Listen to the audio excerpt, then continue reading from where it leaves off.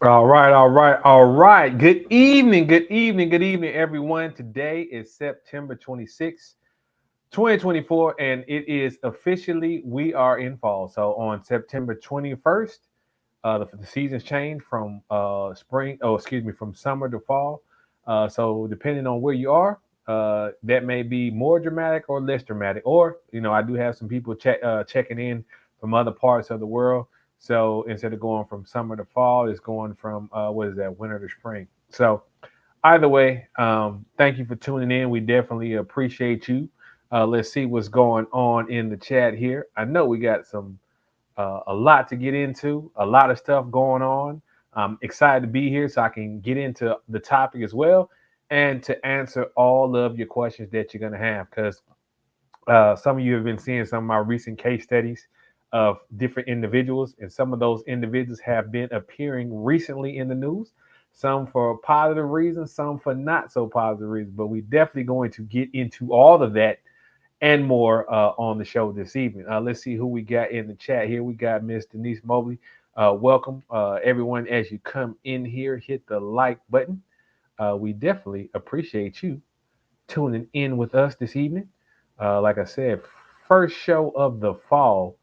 Um, One of my favorite times of the year because again, I get to use a lot of the things in my scent profile, and we got a lot of celebrations coming on this time of year as well too. So let's check out the ensemble. Like it kind of goes along with the topic as well in the case study that we're doing. But this is just a simple look: sports coat, um, notch lapel, and then a turtleneck. So you can dress this up or dress this down. And this is also a way to look stylish as well as warm. Because I know a lot of individuals have those types of questions as well too. But we definitely got you covered on that. Now, because of the topic of the individual that we're talking about today, we're going to go ahead and get into what it is I do. Like, I am Eric Carr, your success concierge, and what I do, I help individuals and businesses master the ABCDs of image so they can put themselves in position to achieve better and desired outcomes. Because you never get a second chance to make a first impression, and you definitely don't want your customers or opportunities going to someone else who is a little bit more prepared than you, just a slight bit. So I make it easy to connect with me. I work with individuals, businesses, and career professionals as well too. So that's what I'm here for. That's why we tune in. That's why we have these case studies. But we're gonna get into it. All right. So y'all always ask me what's the scent of the day, and because this month is actually National Bourbon Month, right? So bourbon whiskey. Like, I'm really not much of a drinker, but some individuals do like to indulge, especially in the cooler months. This is when you get out there, you have your cigar parties, you have your tastings, more so for the whiskeys and bourbons this time of year. I was at the Kentucky Derby earlier this year, and that is a big place for bourbon. Just along that east, I guess the Appalachian Mountain Range as well too. So that goes right in line with our scent of the evening. This right here is a classic. It is 1821 man-made sweet tobacco spirits. Now this right here, this is something. I mean, for the price, this is amazing. This is less than $100. It's a woody, boozy, smoky scent right here. Yeah, it's tobacco spirit, so it has a little bit of the tobacco as well as the boozy scent, a little sweet as well too. And this is something like, especially this time of year, like, man, even some women, y'all might can pull this off too with your dress and and whatnot as well too. But this is something. It's good for happy hour, good for networking as well too. It'll draw people in, and good for just going out having a good time, date night, such and so forth. So this is amazing scent, and for the price, you can't go wrong with that because it's going to last long, it's going to project, and it's going to make you stand out, especially this time of year as the temperatures, depending on where you are in the world. In my part of the world, temperatures are going to be starting to drop a little bit. So people like that warmth, that flow, that spiciness to draw them in so you can spray on some opportunity and have yourself a good conversation. All right. And so we're going to go ahead and get into the topic. And, a lot of these topics, they come from individuals I deal with who are clients, and they inspire me or they force me to learn and grow so I can bring more value to them. All right. The other thing is like when I'm out doing research, doing what I do, just out in the field, living life. Um, I come across articles, I come across information, I come across things that can be a lesson as well too. Oh, one more quick thing. Shout out to the Black Manosphere 4.0 conclave. I just did that down in Houston earlier this week. I mean, earlier this month. Got to meet a lot of talented individuals, and life happens out in the field. This is how you grow. This is how you connect. And just so happened, I'm doing what I do, living life. People ask me how I see people. Ran into the good brother Dave Chappelle just out and about doing what it is I do. So, I mean, you always have to be ready because you never know when you're going to get that opportunity. All right. But we're going to get back into the topic of, again, I was talking about why I do these type of things and different type of things that inspire me. All right. And so this is an interesting case study, and we're going to talk about lessons within that. It's about someone being uber talented, but still not getting the outcomes that they want, right? Because there's a lot of individuals who are very talented out there. You're great at your providing your product. You're great at providing your service. You're great at creating, painting, whatever it is you do. You're great at all these things, right? But that's just one aspect of it. You may not be as great as drawing people into your business. You may not be as great with the legal aspect or the accounting and finance aspect. And this is why you hire, different professionals in those areas to help you get to the next level, or as I say in the topic of the video, amplify your image. Like you're already here, we want to take you here, right? So you can get additional outcomes, additional benefits. And that's what we're going to talk about here today. And so we have this interesting case study, and we're going to go ahead and jump into it. Let me go ahead and share my screen, make sure everything is everything as it relates to that. See what's going on in the chat before we get started. And I want to also to make sure that when I do share, it is showing when I progress the slides as well too. All right. Okay, come on.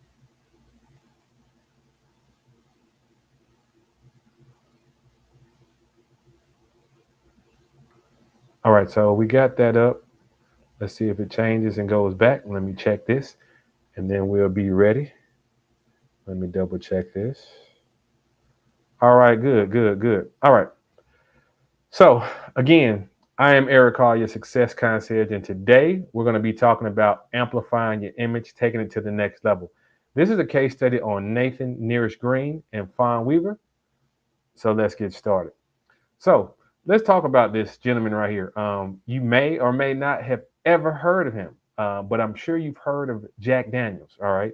So Nathan Nearest Green, he was born right around 1820, and he was born into slavery, and he was owned by the Landis and Green Corporation, who would hire him out. He was very talented as a fiddler player, and he was, very lively entertainer, right? And so, shortly after the Civil War, he was emancipated and he was free from slavery as well too. So that's not unique, but this is what is unique, right? So Nathan Green, he was working on Dan Call Farm down there in Tennessee, and Dan was a local businessman. He was a preacher, a grocer, and a distiller. That's a interesting combination, all right. And so Green, would introduce to Jack Daniels at 8 years old, and he was only a few years older than Jack Daniels at the time, and he was a master distiller. Now that's interesting because you got individuals preteen who are master distillers, and in our day and age, you have to be over 21 to do those type of things. But they started early, all right. And because of Dan Call, the preacher and farmer, as you see, this is his house, this is his location in Tennessee. They were like, man, Dan, if you're a preacher, a grocer, you may not want to be a distiller as well too, because again, in certain circles, consumption of alcohol was kind of looked down upon. All right, but so Green was known or called him Uncle Nearest, as they called him. Called named him the best whiskey maker that he knew. All right, and he wanted Jack Daniel to become one of the world's best whiskey distillers if he wants to. but he said, I need you to help me teach him. So Nathan Green, Uncle Nearest, was teaching Jack Daniels. All right. So slavery ended in 1865, emancipation with the 13th Amendment. And Daniels opened a distillery a year or so later. And he immediately employed two of Green's sons, George and Eli, and at least four other of his siblings, or children, shall I say, joined Jack Daniels' team over the course of time. Um, team Ott, Charles, Otis, and Jesse. And just to put some things in perspective, Green has had seven straight generations of descendants that have worked for Jack Daniel. Now let's pause for a second. Now this gentleman here taught Jack Daniel, and he was renowned as the best whiskey maker that people knew. But he still was working for another individual. All right. So you see here Jack Daniel's legacy here, and then you see Nearest Green here with Jack Daniels and his team. All right. And then, personal life, he married Harriet Green. They had 11 children, nine sons and two daughters. These are not necessarily those children. These are the descendants of those children. But you see, he had a large family. And we don't necessarily know all the ages and history of the children because they came in a time when census records were what they were. They weren't as easy to obtain as they are now. All right.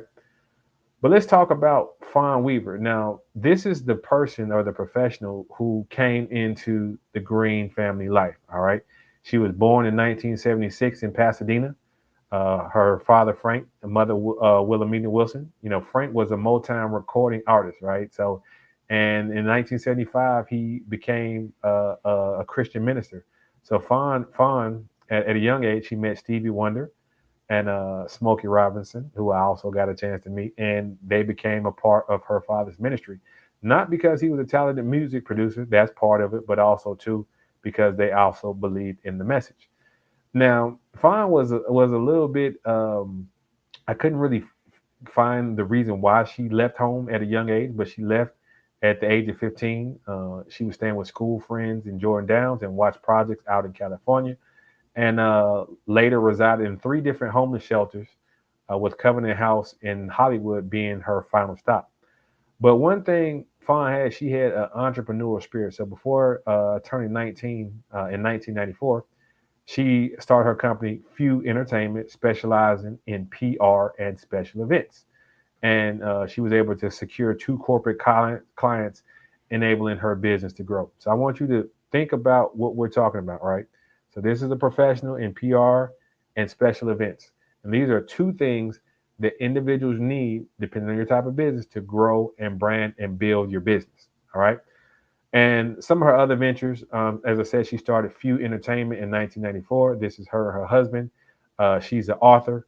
So she wrote a couple books, Happy Wives Club, One Woman Search for the Secrets of a Great Marriage. She wrote that in 2014, 2015, 28 Days to Create a Marriage You Always Wanted with the Spouse You Already Have. And then this is another book as well, too, Argument Free Marriage. And she worked in the restaurant industry as a restaurant and real estate executive through the early 2000s. In March 2010, she founded the Grant Sidney Corporation, and then in 2018, she was named one of Time's 31 People Changing the South, and then recently she was awarded the Distinguished Patriotic Award from Veterans of Foreign Wars. All right, so that's how her background before she came in contact with these individuals, right? So in 2016, Weaver was working on a book about the nearest descendants, right? And so you see right here, changing the narrative forever. So when she was working with the family, she learned the history of the Jack Daniels distillery, which included Nearest Green as his first master distiller and mentor to young Jack Daniels.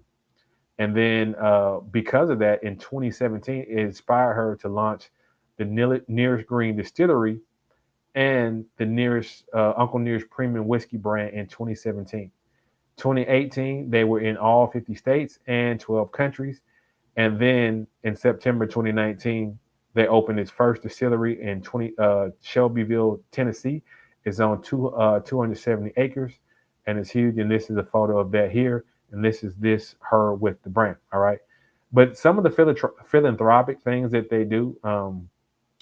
She wrote the book, helped them write the book to honor the legacy. Another thing, as a result, is it provides full scholarships to the university or school of their choice for any of Nathan Green's descendants. And the first class went to school in 2017. They also work with, and it's interesting, they have a partnership with Jack Daniels still to this day, the Nearest Jack Advancement Initiative, which includes the Nearest Green School of Distilling certification at Montlaw State College, a leadership acceleration program that offers apprenticeship to African Americans, excuse me, and a business incubation for Black micro distillers. And it helped fund the biography on Jack Daniels called The Jack Daniels Legacy. And then additionally, from this, they have other business initiatives as well too. So she started a Black Business Booster program, which is helped and designed to help 10 Black-owned spirit companies with branding, distribution, and capital. And then also too in 2021, formed the Uncle Nearest Venture Fund to invest in minority-owned spirit companies. All right. And this wasn't just, okay, we're going to do it just to do it. They did it at such a high level. All right. They've gotten over 75 awards. They're the best selling African American spirit brand ever. Weaver was named excuse me, not food and drug, food and wines and drink innovation of the year, along with Victoria Edie Butler. That's her up in the upper left hand corner. And she is a descendant of Nearest Green. And she's also been like the master blender of the year. And she's the first African American woman master blender. All right. And this is just some of the awards they got just last year. Best in class from this whiskey award, Critics' Choice, Best of the Best Tennessee Whiskey, Gold Medal, Consumer's Choice, Double Gold, Platinum. All these different agencies and bodies are recognizing this brand as one of the best brands in the world, not just for whiskey, but as a brand in general. All right. And so let's talk about some different lessons. All right. Because this is a story of an individual and a brand that's why it's called Nearest 1856. So that's when he started prior to the Civil War, becoming well known for his distillery priors. But even though he was recognized as the best whiskey maker in Tennessee, he had 7 generations of distillers working for Jack Daniel. He did that. The family, the brand in and of itself, publicly did not receive their recognition for over 100 years. All right. Incomes, they're working with a professional. All right. What did the professional do? They became an award-winning whiskey brand, as you saw. They're international business. They have women and minorities thriving in the industry and business that's typically not catered toward women and minorities thriving. And they are supporting other businesses, all right, to help them incubate, grow, such and so forth. So the lesson here is this, right?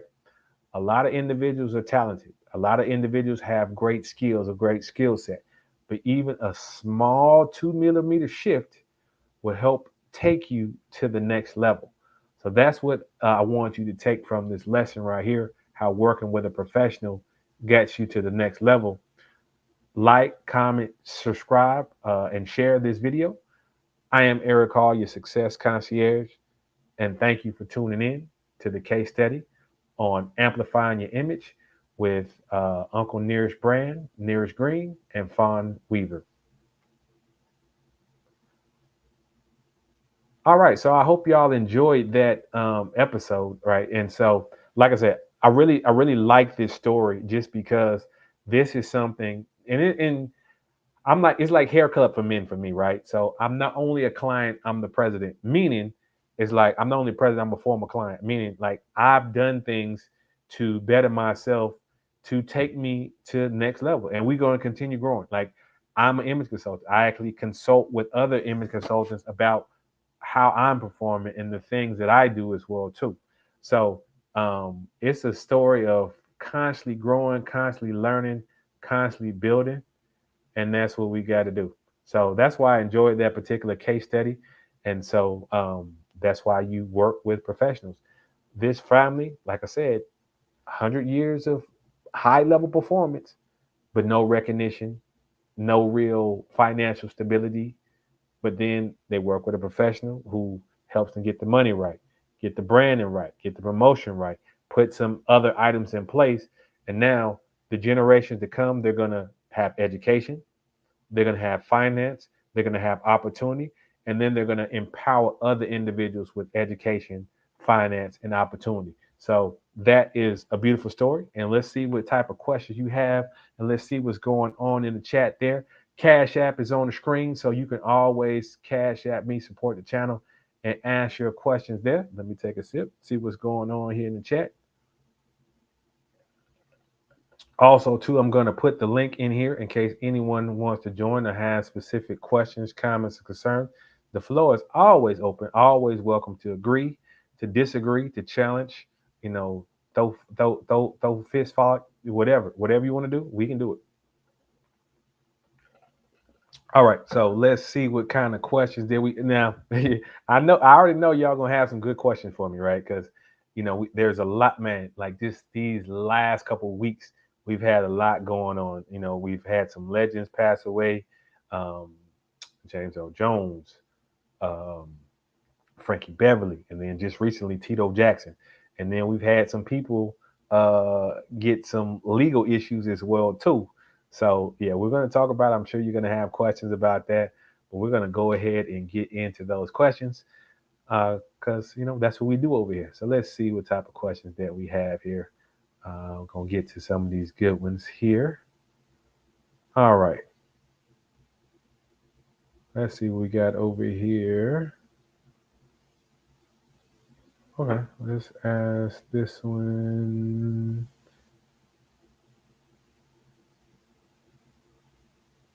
All right, this is a good question right here. All right, so why do you change fragrances depending on the weather and the season? This is a really good question, right? So when I talk about the fragrances that the basic fragrances that an individual should have, specifically men, that should have, right? I say you should have, and this could vary again depending on the part of world you live in and the climate that you live in, but you should have six basic fragrances, and some of these will cross over, but let's just go to six, right? So first is a summer fragrance, a fall fragrance, a winter fragrance, a spring fragrance. All right, you should have a date night fragrance, and you should have a signature scent. Those are the six fragrances that you should have. Now, those are the basics. Now, you may have more than that, right? You may have one that serves multiple purposes. There are fragrances out there that are year round, signature scent worthy, and can be date night fragrances as well too. So there are some chameleons out there like that. I've done content on some of those as well too. But again, it's the environment that what you want to have them in. The second reason is this, right? Different scents work in different temperatures. And I'll give you a perfect example. We're going into cooler weather here in the northern hemisphere, right? And so, what do people like around this time? They like to drink warm beverages, sometimes peppermint. And peppermint on a cool day is just very soothing. It smells very good. It just gives you good vibes, good feelings, whether you're drinking it, whether you have a peppermint candle, such and so forth, right? Now, you take that same peppermint, which I'm sure we've all done, and you leave it in the hot car on a summer day, on a hot day, right? You open that door and it just pow hits you in the face, right? So what changed? The fragrance didn't change. It's how it reacted with the air and the temperature. So that's why I choose my fragrances based on the weather and the season, because I know different scents will be impacted by the temperature or the moisture in the air, but in different ways. And then also too, I choose based on the occasions, indoor, outdoor, such and so forth. Again, I am an extreme. I know this. I'm an extreme. So I have lots of fragrances or more than average. And but again, you know, having those basics or having one or two that cover all those we'll get you covered as well too. All right. So that's a great question. And let's see what else we got going on over here.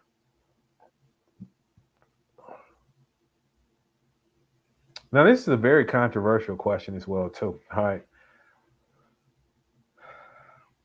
Do I think Lil Wayne or another new, so I guess that means New Orleans. Do I think Lil Wayne or another NO rapper should have been allowed to perform at the Super Bowl in New Orleans? That's an interesting question. Now, they've had quite a few Super Bowls in New Orleans. I think New Orleans has probably hosted the most Super Bowls of any city. And New Orleans has a history of talented musicians, talented individuals. And again, you have quite a few talented rappers or talented individuals who have been associated with that area. Lil Wayne is one of them. You have, Master P, someone else I did a case study on, as well as other Cash Money artists, and then links to like, Drake, Nicki Minaj, such and so forth. All right. And two things could be occurring, right? So there is alleged that Jay-Z, who sets this up, he has an issue with some things about Lil Wayne, whether it's his political views, whether it's other things. That could be a challenge as well. Then it could be an image thing, right? So the Super Bowl has gone corporate, right? Very, very corporate. And sometimes they're mindful of the type of individuals that they have on stage, the look, the music, such and so forth. So, one thing is, you have a very, very, very diverse audience. And does Lil Wayne appeal to them in that manner? I'm not quite so sure, right? And so that could, in same with some of the other individuals, and that's why I say, and even it's perfect for this topic today, in a sense that talent sometimes is not the only factor, right? It's how it's presented, because we all seen restaurants that have amazing food that can't stay open, right? And then you have some poor restaurants or restaurants that don't have the good as quality food as some of these other ones, but they're making millions, right? The difference is marketing, branding, location, a number of other factors. So those are the type of things that need to be looked at as well too. I've never been a part of the planning committee for the Super Bowl or know anyone in that particular space, so I'm not even sure um, how they do it, how they select it, or if it's just random. Because it's interesting because Usher performed at the last one, which was in California. He did a great job. Well, Usher is from Atlanta. I went to the last Super Bowl in Atlanta, I want to say in 2019, and we got Big Boy, who is from Atlanta, but also Maroon 5, who's not. So it varies. I don't know how they make that decision, but two things, like if it's a political thing in a sense that him and Jay Z or him and some other individuals have some type of disagreement. Hopefully, they can work that out so these individuals continue to move forward. Or if it's something else, well, Lil Wayne is a talented individual, and he'll have there's other spaces for him to be in, right? So that is that. And a funny, interesting story as well too. Some of you may remember the show In Living Color, all right? And so I was looking at a clip the other day from Keenan Ivory Wayans about In Living Color. And so on In Living Color, they used to perform, they should be on Sundays, right? And so, Super Bowl is on Sunday. And so they were like, well, what do we do? What do we do? So they actually had the Super Bowl, had their TV show during the halftime of the Super Bowl. And they put like a little counter on to let people know when they can go back to the game. And so Keenan says, like, right after they did that year, because they had so many viewers coming over there at halftime and going back, right after they did that, that's when they start doing the larger halftime shows. And I think the first individual that they got was Michael Jackson. So that's an interesting story about that. But I love these type of things as well too. All right, so let's see what else we got going on. These are some really, really good questions as well too. I like these that challenge the status quo and challenge the norm. Let's see what we got here. All right. I knew this was coming. I knew it was coming. I knew it was coming. I knew it was coming. Y'all. Okay. So, what are your thoughts on the Diddy arrest and the case? Well, the case is not yet unfolded. He's been indicted and charged formally. There is a lot of different steps that go from when an individual is investigated, indicted, such and so forth, until there is a final resolution of the case. So there's a long way to go with that. And so for individuals who like to keep up with that, check out my buddies who do that. I'm not a political commentary person. You can check out AV to the seventh power. That's family, or the lead attorney as well too. But here's the thing: Diddy is a celebrity, and there are possibilities that he is not the only one who is alleged, and I always say alleged because nothing's been finalized. He's not the only one who's alleged to engage in these type of things, right? So with that being said, it could be other names, other individuals, other entities or businesses who are involved in that. And it could be some of the top of the top or the bottom of the, it could be names that you recognize very, very well, and then names you don't recognize very, very well. It could be people that, oh yeah, I know they were doing this or that. And then there's people who, oh, I was shocked that he or she was doing that. So in instances like this, I mean, it's really tough because it's a lot of individuals who were impacted by this, right? Whether it's financially, whether it's physically, whether it's mentally, by these type of situations. So it's tough the way it is, one way or the other. And so we just have to wait and see how it plays out. Like I said, there's other individuals who do a great job breaking down political commentary. I just do it from an image perspective. I've already done a case study on Sean Combs, so you can see the good, the bad, and I approached it from a perspective of just observing what I see, what's known, what's out there, and not making any speculations or anything like that. So, with that being said, again, he's innocent until proven guilty, or the case is dismissed, and we just have to see how that plays out. But some of the allegations are, uh, they don't sound good, but again, they're not supposed to. So let's just see how those things play out and what happens in those instances there. So I'm sure if there's a breaking thing in the case, y'all will come back and ask me about it, or we'll hear it from some other individuals as well too.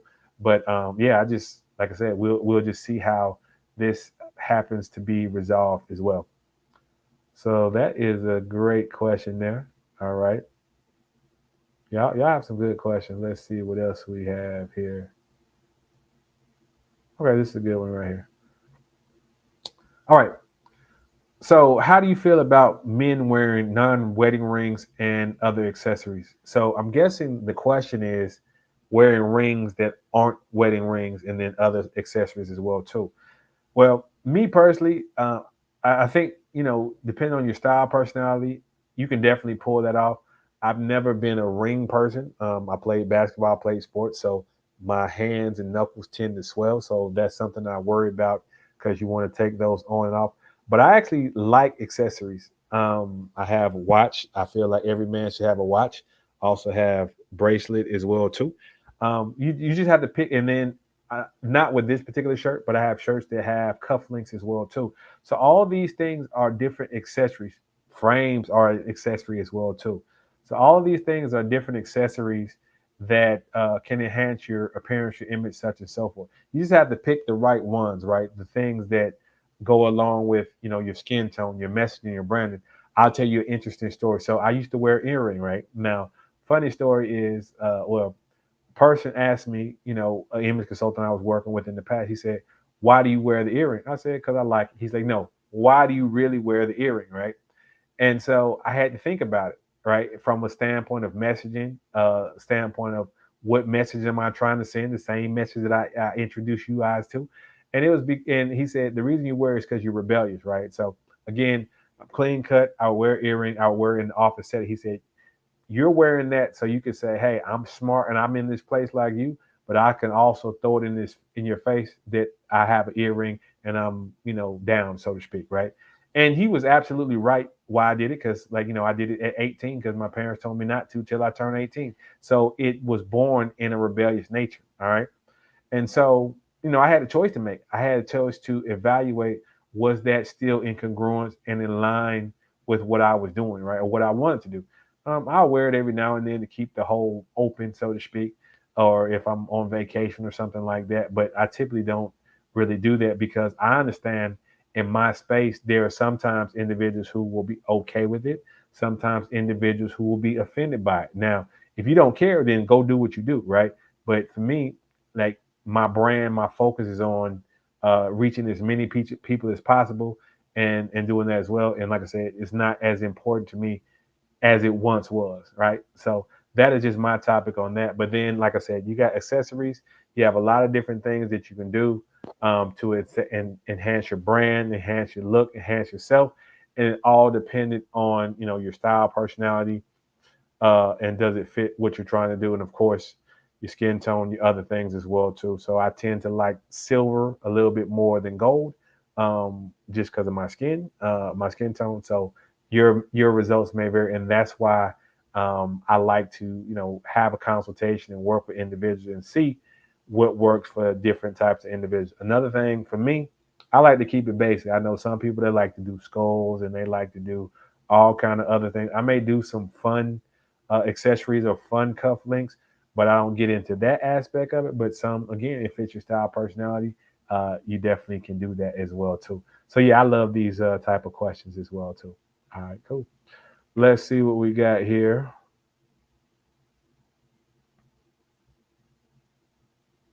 All right, this is a good one as well too. What are your thoughts on Shannon Sharp and his brand? All right, so for some who know, Shannon Sharp is a former NFL football player. He's been into broadcasting, and then he has his own podcast club, Shay Shay, as well too. And I actually thought about doing a case study on Shannon, and I may at some point in the future. And Shannon has come a long way, from, I guess, his humble beginnings to his college days, to making the NFL, to creating a success, following in his older brother Sterling's footsteps on the football field, but then taking it to a whole nother level. Shannon, I would say right now, his brand is at an all time high right now. Will it stay there? That's yet to be seen. But then he has a crossroads that he has going on. He has to decide. So recently, it came out where it was an Instagram live leak where he was engaged in some adult activities with a female, because some people were questioning different aspects of him, of his personal preferences based on photos, based on other things. So that's what he did. And as a result of that, he got some offers to do some adult oriented film as well as some adult oriented branding products, such and so forth. Now, this is the crossroads he has to decide, right? This could be a quick infusion of easy cash, but it could also affect other areas of his brand. So he has to really identify and nail down what he wants his brand to be about, what's the message he wants to send from a branding standpoint, and then align himself with products, companies, organizations that move the brand in that direction, as well as his behaviors that move the brand in that direction. So, again, if he wants to go in that direction where he does that, or he wants to go in the other direction where he does more corporate. He's at a very high level, and he's balanced it out. So he has to decide what is going to be best for his brand going forward. But that's an interesting person to do a case study on. But like I said, right now he's his brand is at an all time high. He's doing very, very well at ESPN. He's doing very, very well on his podcast and interview platform. And then I know he does some other things with some other athletes, Chad Ochocinco, Chad Johnson, as well too. So yeah, it's an interesting story. Uh, he's a Georgia boy, somewhat went to Savannah State. He does have a healthy obsession with another athlete, but that's another story altogether. But absolutely, we'll see what Mr. Sharp does going forward, and how he manages his brand. All right, let's see what else we got here. Let's check what's going on in the chat here. Y'all always ask some good questions, so I definitely appreciate that. Definitely thank y'all for tuning in. We over here making it do what it do. All right, this is a good one right here. All right, this is the time of year for black tie events. Should I get a tuxedo or a dark suit, and what color? Absolutely. So now this is an interesting question, and you say this is the time of year for black tie events, and you're absolutely correct. A lot of times organizations are having their fundraisers because we're in political season, so they're doing that. They're doing galas. They're raising money for scholarships, such and so forth, so they can have it for the upcoming year. So they do that right around this time on into February, March, that time of year as well. And there's some after that, but mainly this time here because people like to look good. They like to be dressed up, whether it's suits, evening gowns, and then the nice overcoats as well too. So the question is always this, right? Where you're going to wear it to, what's the message you want to send, what's the cost that you're going to wear. So we already know black tie events. Okay, should you get a tuxedo? All right. So how often are you going to be doing these types of events? Now, I'm someone who does black tie events quite frequently, so I own my tuxedo. All right. And you should, if you're doing quite a bit, then you should have a tuxedo. You should own one. All right. Now, if you can't afford one just for, whatever reasons, then yeah, a dark suit will work. I personally recommend you should have both, one for your non-formal and one for your formal. That's the tuxedo. All right, and then the color, right? And so with your question asking me, should you get the tuxedo or the dark suit? That kind of tells me maybe finances is you're trying to pick what you should do first. All right, so if I were getting a tuxedo starting off, I would get a classic black tuxedo. And the reason why I would get a classic black tuxedo is because you can wear it on more occasions. There are events that I've gone to and they say dark suit or black tuxedo. They don't let you wear the blue ones. They don't let you wear the red ones. They don't let you wear the gray, like white, even the white ones, which can be formal. So the black classic tuxedo is fine. You don't necessarily need. You just want the formal one. Regular jacket. You don't need the tails. The tails is a high level of formality, which very few events have. So that's why I don't get those. But a nice black tuxedo, a nice white tuxedo shirt, and then your bow tie. And so here's the beautiful thing about that, right? Because it's going to be black on white, then of course you should have your black bow tie. But then if you want to have a little pizzazz and fun with some other events, then you can change your bow tie a little bit. You can go to a red one, a blue one, even with the cummerbund as well too. So that the black starting off is going to give you the most bang for your buck and the most versatility. So that's what I would recommend as well too. And then like you have your black tuxedo, which it comes with a jacket, a dinner jacket, and pants. Then you can get other dinner jackets. So you can do blue, black on white, black on red, like all these other things for that. So it's very versatile, but that is a good starting place as well too. So definitely, if you're doing black tie events, you should have a tuxedo. Distinguished gentlemen, we always doing black tie events, so you should have some events in your life where you can go and look the part and look and feel good. So that is definitely a good thing as well too. So yes, get yourself a black tuxedo. If finances is an issue, then get yourself a dark suit. Still have then you can do charcoal gray, black, those two colors there, and then again you can put bow ties and some other things with that. The collar's a little bit different, but that will get you in getting started, and then also to get yourself some nice tuxedo shoes. Prefer some in patent leather. You can do that starting off, and then as you get to being a little bit more fun and doing some other things, then you can play with your shoes as well too.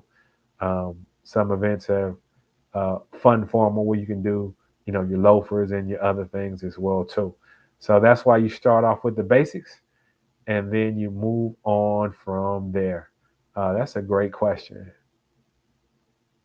Oh, now we got to follow up. Okay, follow up on that. How do you feel about the blinged out dinner jacket? Should I own one? Okay, so again, the blinged out denim jackets, those are the ones that have sometimes they have the sequins, the different colors. Like those are awesome. Those are unique, right? Don't necessarily fit my style personality.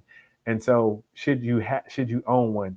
Well, it shouldn't in my mind, it shouldn't be your first one because it's not very versatile, right? So should you own one after you've covered your basics? Yeah, you should. And it also depends on your age. If you're a little bit younger and your environment is more fun formal, then yeah, you can definitely own a blinged out denim jacket as well too. It's so many possibilities with these. I've seen green, I've seen yellow, I've seen gold, I've seen them with the sequins on the wrist, the shoulders, all of it, it's so much creativity out there with these different type of outfits. So yeah, you can have fun with it. Again, where you're wearing it to, what's the message you want to send, and then the value add or the cost per wear. Once you have determined those three factors and all those factors are met in your mind, yeah, go ahead and have fun with it. Make it do what it do. Absolutely. All right. Good question. Let's see. Okay, we got another follow-up question as well too. All right, how do I determine how long my pants length should be? That really is a personal preference, and so me, I do it based on the type of shoes that I do. So you got full break, which almost covers and develops the shoe. You got half, and you got no break, quarter break, such and so forth. I do write it no or half because sometimes I like to wear boots with my dress pants. That's what I'm guessing you're talking about. Or I like to wear loafers, so that gives me the versatility to do that. As they say, when you don't wear socks with it, you show what they call the ankle meat. So I like to be able to do that with my outfit. So I try to have as much versatility as possible. The other thing is if you're getting into those fuller breaks where it goes down, covers the shoe, it's possible that it gets dirty quicker. It's possible that you can walk on it as well too. So you have to take that into account: your height, the type of shoes that you typically wear, and then the occasions when you're determining how long you want your pants to be. So all of these are good questions. And so, like I said, with tuxedos, I told you what length I get mine because again, I can wear that to a sneaker event, right? Because they have some sneaker formals where you be tuxedo up top, and then you have some nice sneakers. Then you may want to wear some loafers, show a little bit of ankle, and then if it's you live in an area where the weather's not as good, then you have boots as well too. So I like that level of versatility with that as well. All right, all these great man, you guys are awesome. I really enjoyed chatting with you about this. Okay, let's see. We got another good question here. Did you hear about New York Mayor Eric Adams? Yeah, I guess yeah, I did hear about New York Mayor Eric Adams. For those who don't know, the mayor of New York City, Eric Adams, he was recently indicted. Actually, it was I think he got indicted yesterday. It was unsealed today, and the allegations are of alleged bribery from foreign individuals and other things right there. And here's the interesting thing, because as you know, I really don't get into politics and well discussions with that. So um, Adams billed himself as someone who was tough on crime. Uh, he changed his stance from pro to limiting immigration. And New York is a very big city with a high number of people.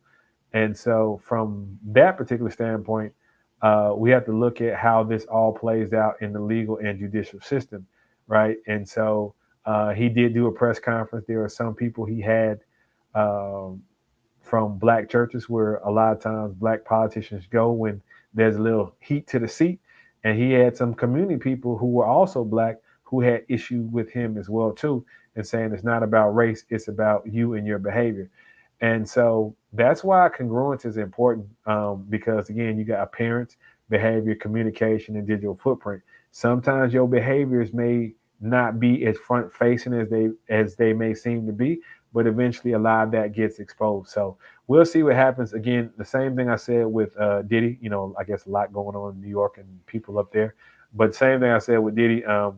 There's going to be some individuals out there who do these types of cases, who provide legal commentary, and all these things are allegations. And Mayor Eric Adams is innocent until proven guilty.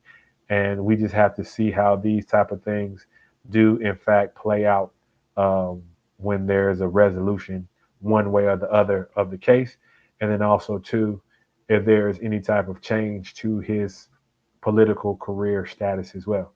We just got some interesting times going on as well too. So yeah, let's see what's going on in the chat over here.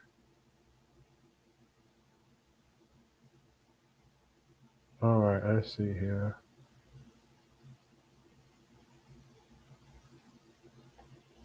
All right, I'm not sure we. Okay, this is a good question because y'all always want me to address politics. How do you feel about the image of the U.S. government as a whole? We're in an interesting time in government, right? So Okay, from my perspective, the role of government is to protect the rights of the people. That's the role. They don't grant rights because a lot of those are endowed by the creator or whatnot. But that's just my philosophy as well too. And then like with the way things are, I think there's a lot of distrust in government. There's a lot of distrust in the judicial system. There's a lot of distrust in some of the political figures and how they govern, and then also how they, spend money and some of their motives for why they do what they do. So I think this is the year of exposure, right? So a lot of things are going to come to light. A lot of things are going to be exposed, not just from a political standpoint, but also too from people who are engaged in activities both publicly and privately. A lot of that stuff is going to be exposed. So I just think the government, whether you're on the left, your right, center, or whatnot, a lot of individuals do not have a lot of trust and faith in them, in their belief, and so and even some foreign countries as well, they may have a level of distrust or not so positive feelings about the U.S. government. So, a couple of things that can work on that. More transparency across the board, which is tough because again, some people, they benefit from these type of things, of this type of mindset, right? So more transparency in those areas, and then just time and showing yourself to be really about, because the government is there to serve the people. Are you really doing that? And I think that plus you have a lot of media entities that are saying this about this, and then another media entity says the opposite thing about the same situation. So we've got to have a level of transparency, and also to have the ability to have discord and disagreements in a public manner, and long as there's no fisticuffs that go along with that, I think that will be help in that process. Is that something that can be done instantly? I don't think so, because it's been packed on for such a long time. So it's going to take some time, but hopefully there's a start in the a different direction. Because when individuals have a strong distrust of government, they it could change into some things that where there's revolution, and we want to avoid violence, we want to avoid chaos. With that, we see that in other countries, and it's a possibility here. I mean, it happened in 1776 around that time, so it is definitely a possibility, but the goal is to avoid those type of things. So we will see, but I think uh, it's a lot of change that needs to occur for people to be instilled trust, change, transparency, and accountability. Those are some things that will help with that. So yeah, y'all got me on a political question. How y'all feel about that? I answered that. Let's see what else we got going on in the chat. All right. Well, now I thank y'all for tuning in. You know how we do over here. But yeah, hopefully y'all enjoyed the case study. Thank you for providing the questions that you asked. As always, I enjoy, putting you in position to win, putting you in position to achieve your desired outcomes, helping you avoid the pain of missing that opportunity, seeing the opportunity go somewhere else, and not making a good first impression. I am Eric Hall, your success concierge. Thank you for tuning in, and we are out. Good night, everybody, and happy fall to you, and happy spring to you, depending on where you are in the world.